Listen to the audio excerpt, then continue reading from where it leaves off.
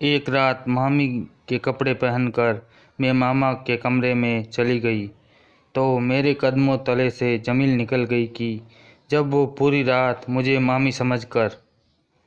मेरा नाम सुगंधा है और मेरी एक कहानी सुनकर आपके होश उड़ जाएंगे कि किस तरह खेल ही खेल में मैं एक रात में मामी बनकर अपने मामू के कमरे में चली गई और सारी रात मामू ने मेरे साथ ही ये मंजर मैं ना जाने कितने महीनों से देख रही थी। और अब तो मुझे जलन साथ साथ तजसज भी होने लगा था कि मामी हर जुम्मे की रात ऐसा क्या करती हैं कि जो अगले ही सुबह मामू उन्हें 5,000 रुपये पकड़ा देते हैं। और 5,000 रुपये कोई मामूली रकम तो नहीं थी। मैंने तो कभी 100 के नोट भी एक साथ हाथ में नहीं पकड़े थे। मेरा बहुत सारी ज़रूरत और ख्वाहिश हमेशा अधूरी रह जाती थी और मैं चाहती थी कि मेरे पास भी इतने पैसे आ जाए ताकि मैं भी अपनी मर्ज़ी से अपनी ज़रूरतों को पूरा कर सकूं।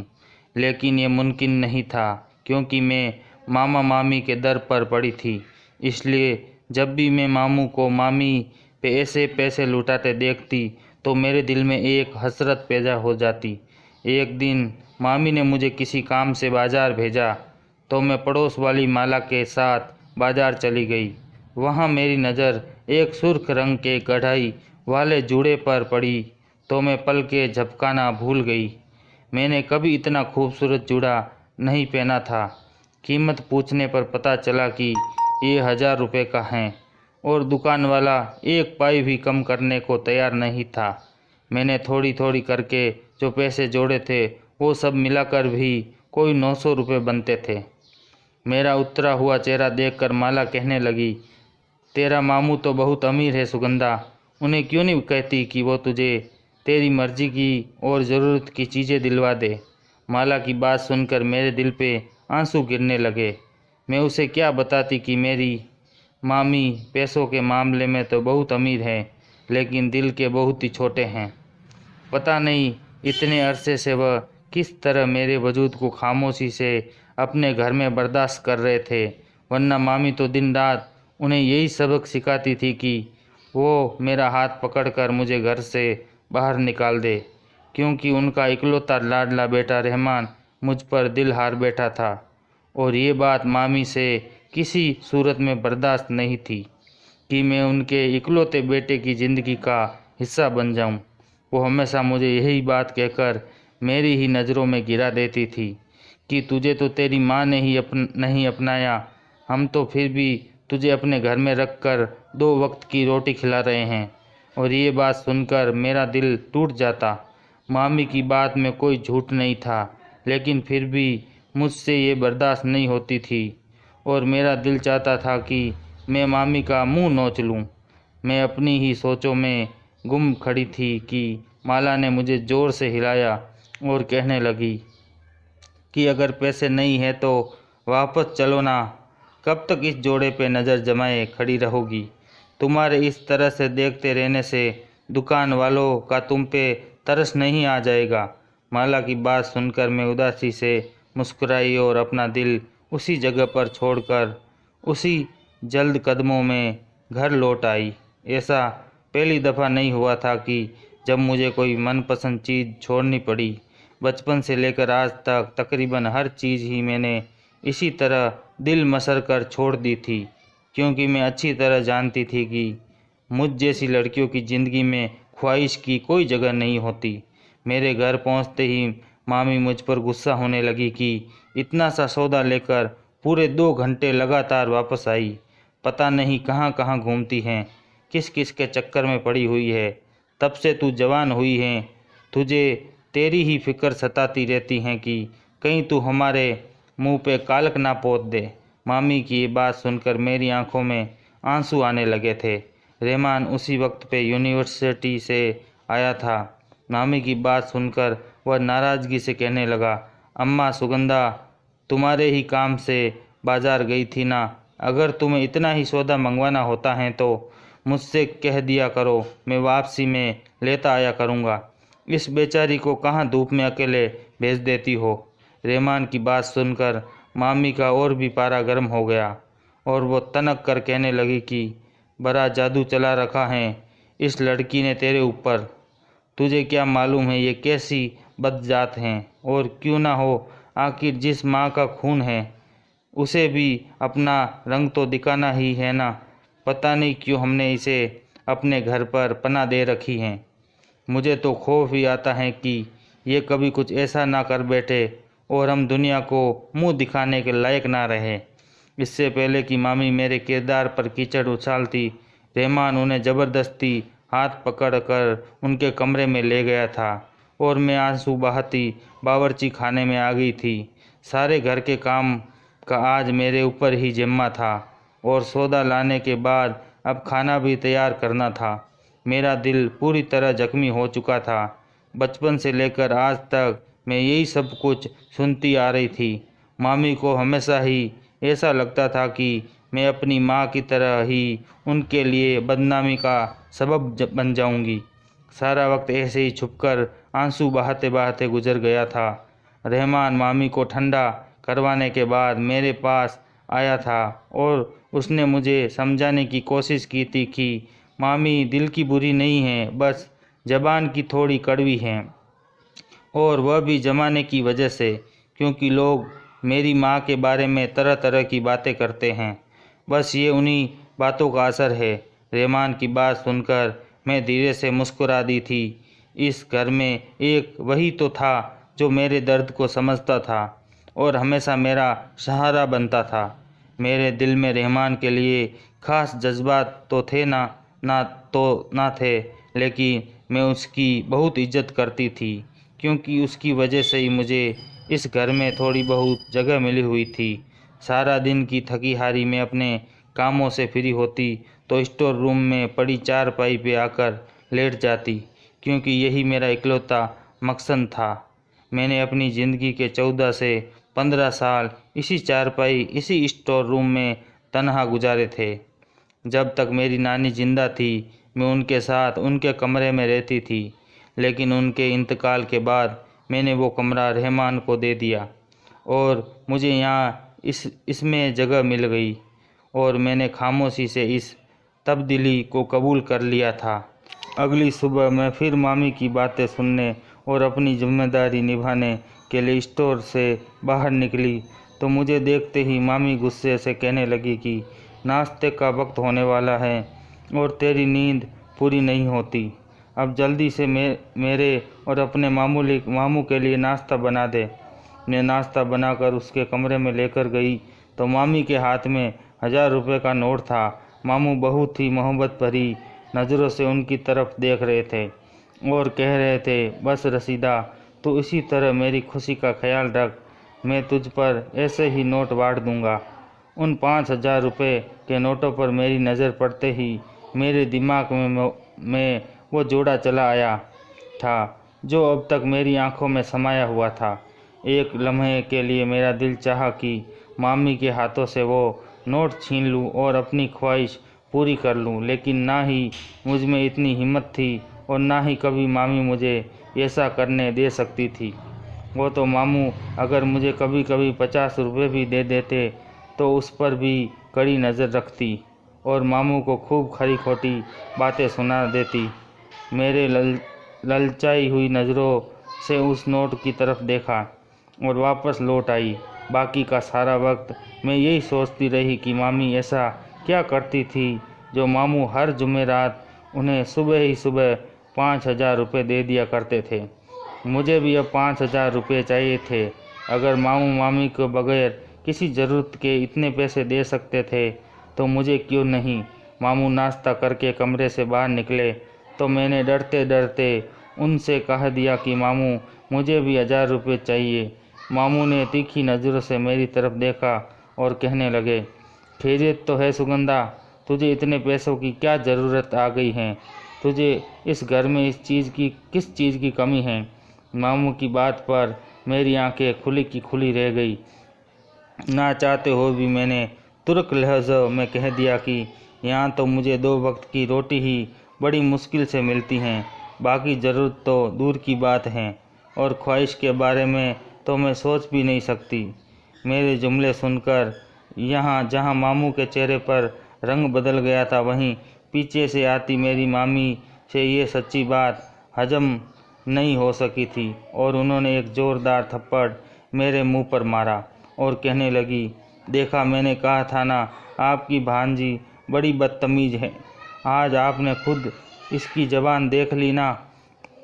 जब ये आपसे इस तरह बात कर सकती है तो सोचिए आपके पीछे मेरे साथ कैसे ज़बान दराज करती होगी।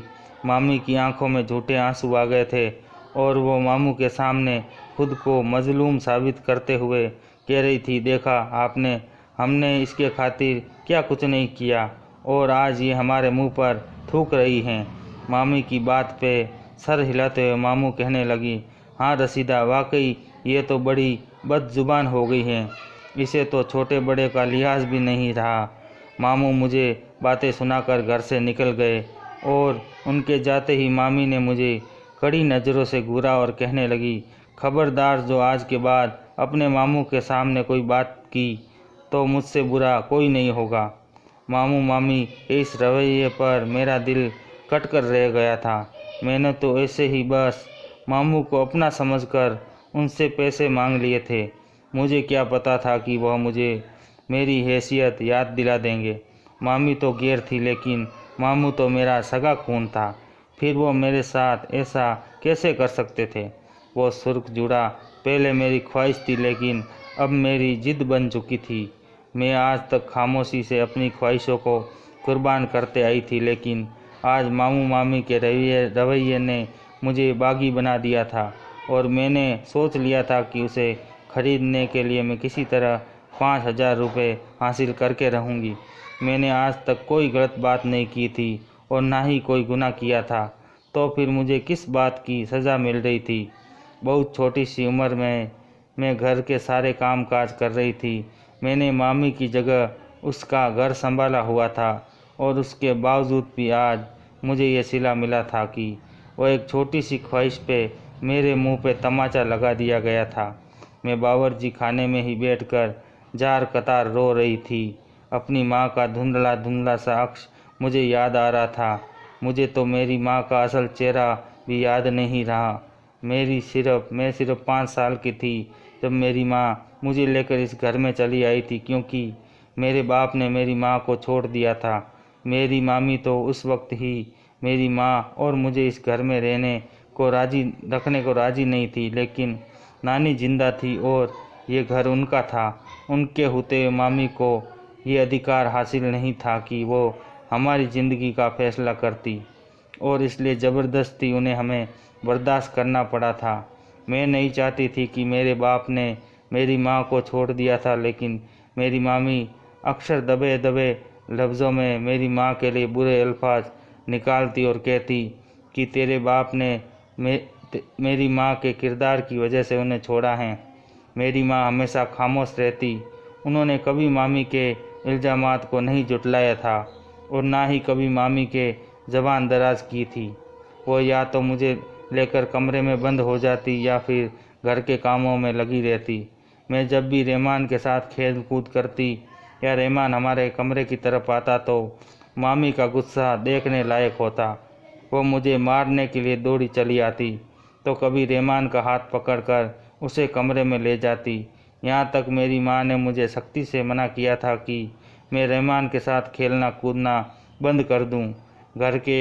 घर में एक अजीब सी टेंशन और घुटन का माहौल था। मेरे मामू भी मेरी अम्मा से ज़्यादा बातचीत नहीं करते थे। एक नानी ही थी जो इस घर में हमारी अपनी थी। 1 साल इसी तरह रहते रहते गुजर गया और फिर एक दिन मुझे पता चला कि मेरी माँ को दुल्हन बनाया गया है।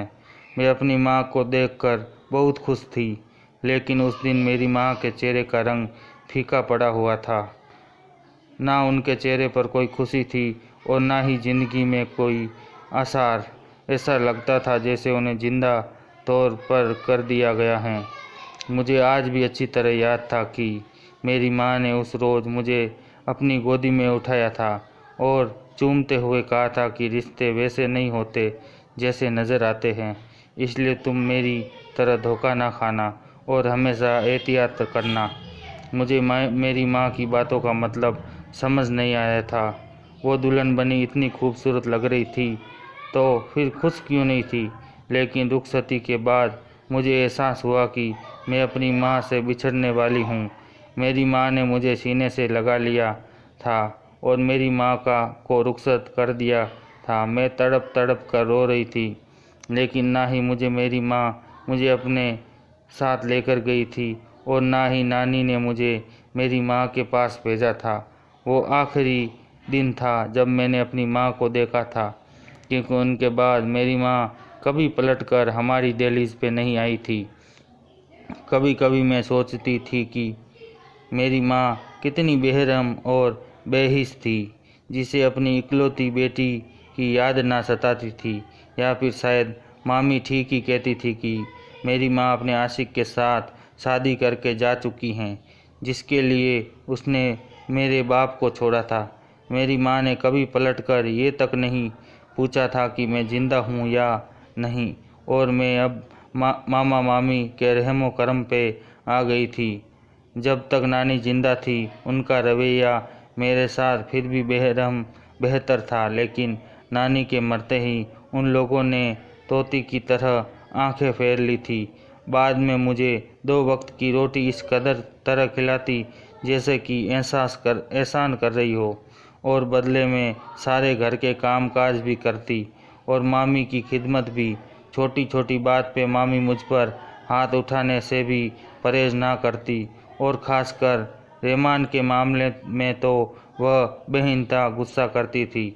जब भी रेमान मेरे करीब आता या मुझसे बात करता तो मामी सारा घर सर पे उठा लेती और मेरे किरदार के हवाले से ऐसी बातें करती थी कि मैं अपने कानों में उंगलियां डालने पे मजबूर हो जाती।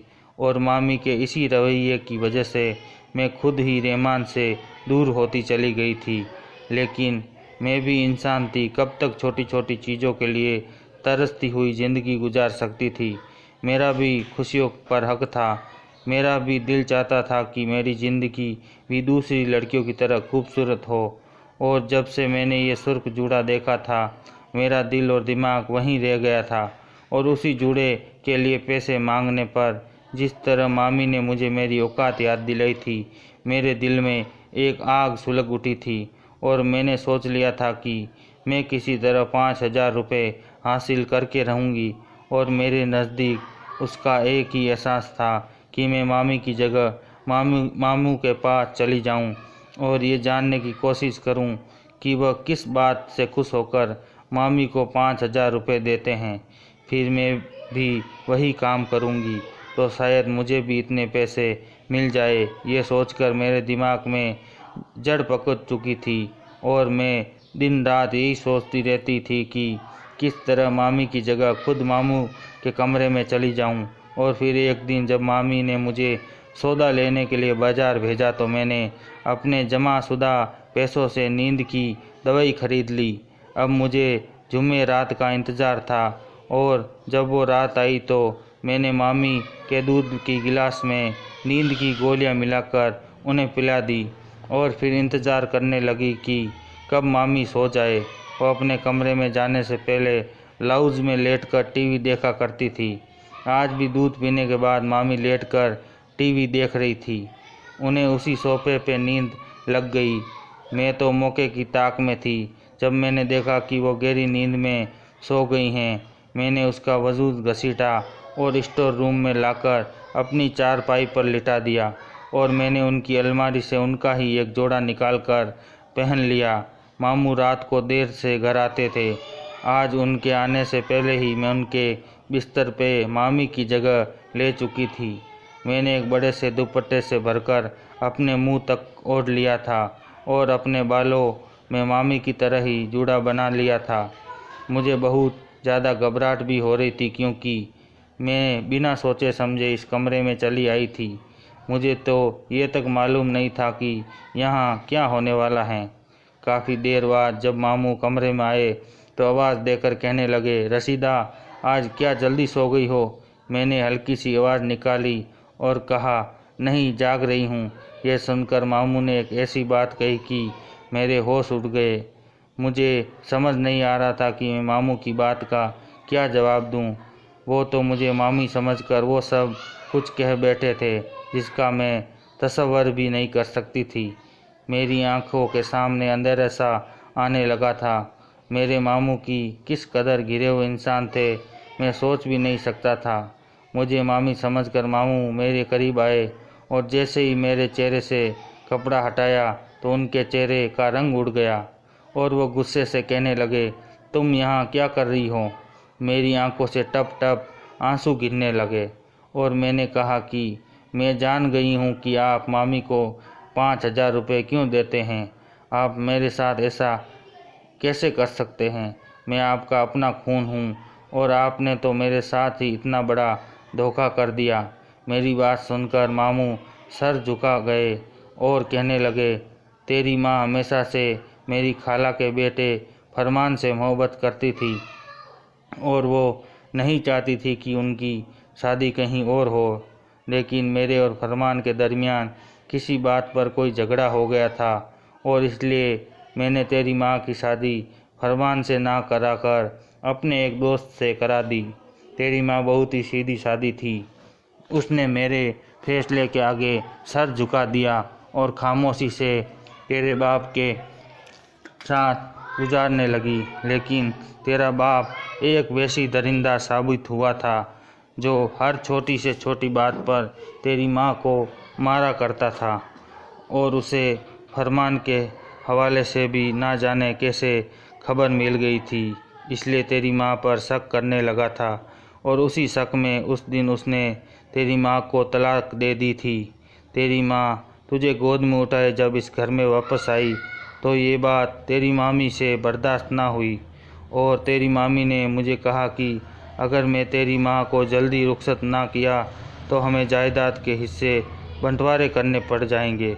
मैं नहीं चाहता था कि मैं इतनी बड़ी जायदाद के बंटवारे करूं, इसलिए मैंने तेरी मामी से कहा कि वो तेरी माँ के लिए जल्द से जल्द कोई अच्छा सा रिश्ता तलाश दे।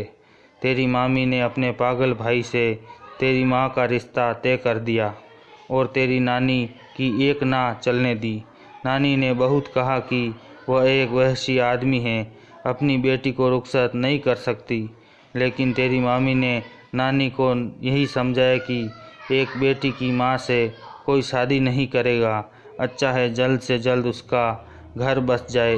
वैसे भी मेरे भाई का इलाज चल रहा है। नानी ना चाहते हो भी तेरी माँ की शादी तेरी ही मामी के पागल भाई से करवा दी, क्योंकि तेरी मामी ने तेरी माँ को और फरमान की मोहब्बत के किस्से सारे जवानी में फैला दिए थे, पर सबको ये बता दिया कि तेरी माँ की तलाक फरमान की वजह हुई थी, जबकि सच तो ये था कि तेरा पहला बाप एक जाली और वैसी इंसान था। तेरी माँ इस घर में रुखसत होकर क्या गई, तेरी नानी ने उसे कभी मामी ने उसे कभी पलट कर आने ही नहीं दिया।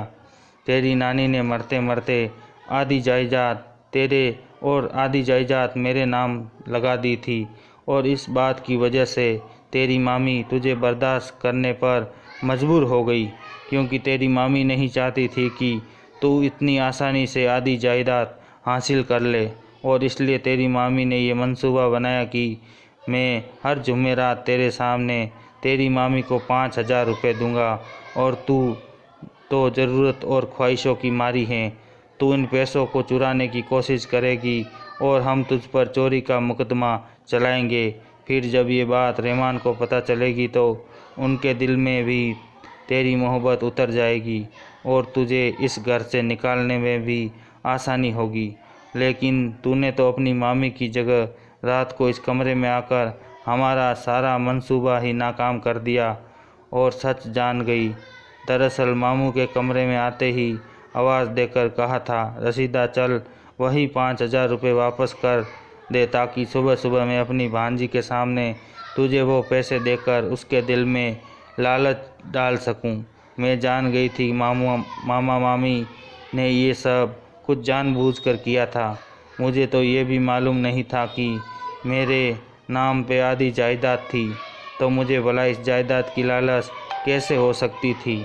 मैंने रोते हुए मामू से कहा कि आप इस कदर गिरे हुए हो सकते हो, मैं सोच भी नहीं सकती थी कि जायदाद के लालच में अपनी बहन की शादी एक हवसी आदमी से कर दी थी। उसे अपनी ही बेटी से दूर कर दिया और जायदाद के लालच में आप मुझे चोर साबित करना चाहते थे। क्या ये जायदाद आपके लिए रिश्तों से ज़्यादा कीमती हो गई थी? अगर आप अपनी बहन की शादी किसी अच्छी जगह करवा कर मुझे भी उसके साथ भेज देते तो शायद नानी कभी आधी जायदाद मेरे नाम करने के बारे में सोचती ही ना, और वह खुद आपको खुशी खुशी सब कुछ दे देती। लेकिन ये सब आपके लालच की वजह से हुआ है। मेरी बात सुनकर मामू का सर शर्म से झुक गया। मैंने मामू से कहा, आप कागजात तैयार करवा दे, मैं आपको आपकी सारी जायदाद वापस कर दूंगी। मुझे 1 रुपया भी नहीं चाहिए।